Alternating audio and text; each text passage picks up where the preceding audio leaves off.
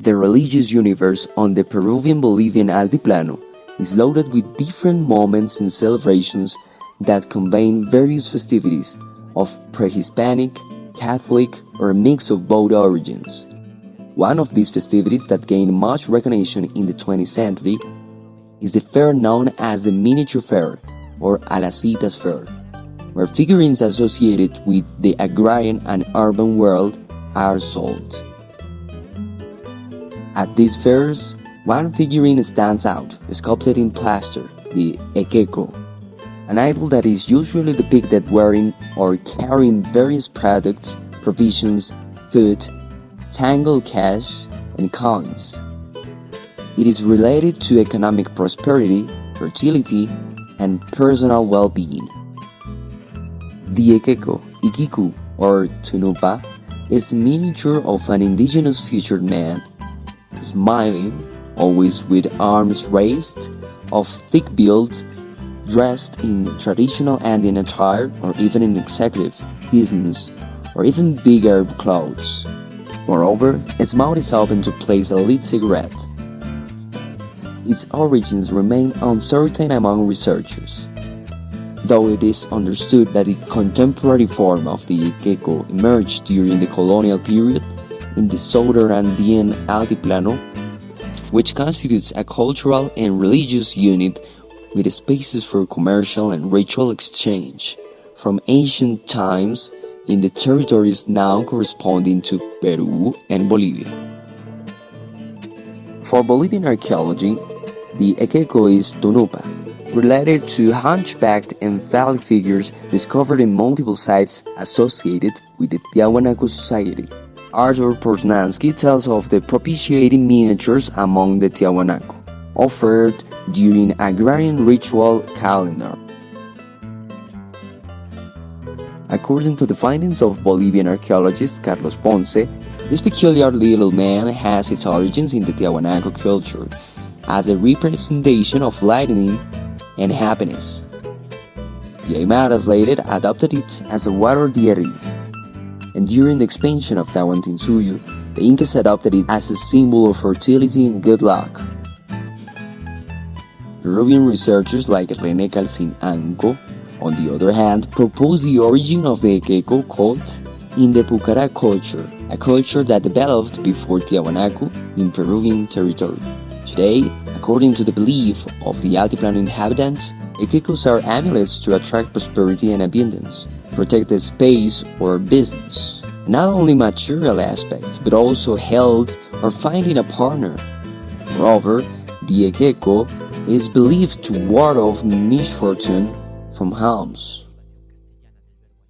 We already mentioned that the Ekeko figure stands out especially at the miniatures fairs known as Alasitas, a Spanish derivation of the Aymara verb alataña, which means to buy.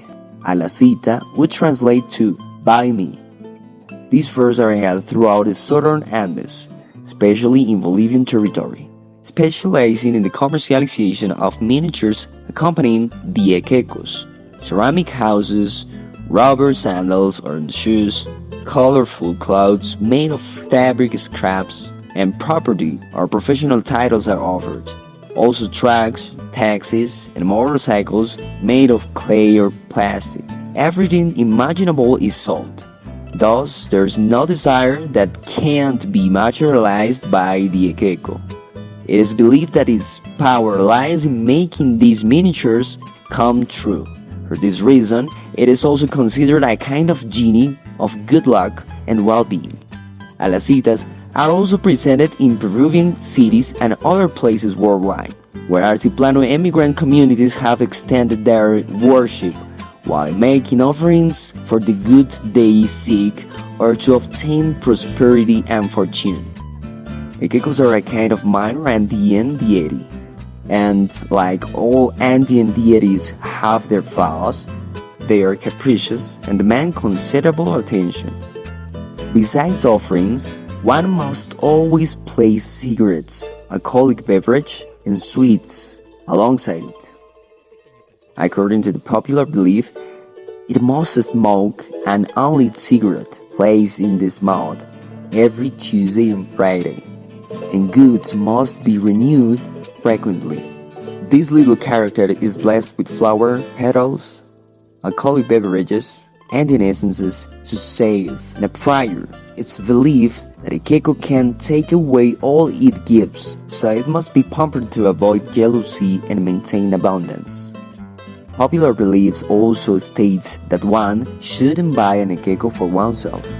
It should be bought to gift. If one receives an gecko, it's their duty to give another to someone else, to ensure the good fortune extends to everyone around them.